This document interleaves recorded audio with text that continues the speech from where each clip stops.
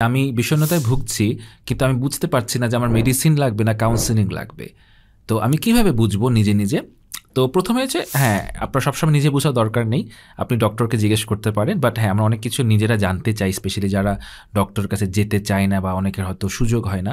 তাদের জন্য সহজ করে আমি যেটা বলব সেটা হলো, যখন আপনি দেখবেন যে আপনার বিষণ্ণতার হওয়ার কোনো একটা কারণ রয়েছে, বাহ্যিক কারণ বা অভ্যন্তরীণ কারণ। বাহ্যিক মানে ধরেন আপনার রিলেশনশিপ প্রবলেম যাচ্ছে, কোনো একটা ফাইন্যান্সিয়াল প্রবলেম যাচ্ছে, সোশ্যাল প্রবলেম যাচ্ছে, যেটা নিয়ে আপনার কথা বলা দরকার, সমস্যাটার সমাধান করা দরকার।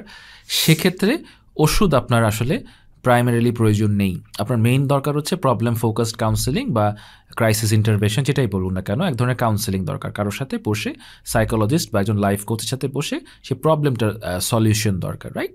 আচ্ছা, সো এটা হলো ১ নাম্বার উপায়। আর দ্বিতীয় যেটা আমরা বুঝবো সেটা হলো যে যখন আমি দেখব যে আমার বিষণ্ণতা হচ্ছে বাট এটার অ্যাবসোলিউটলি কোনো কারণ আমি খুঁজে পাচ্ছি না। কোনো কারণে, আমার বাহ্যিক কোনো কারণে, অভ্যন্তরীণ কোনো কারণে, বাট তারপর আমার বিষণ্ণতা হচ্ছে, সেক্ষেত্রে সবসময় ওষুধ আসলে ফার্স্ট লাইন অফ ট্রিটমেন্ট, এবং ওষুধ তখন ম্যাজিকের মতো কাজ করে।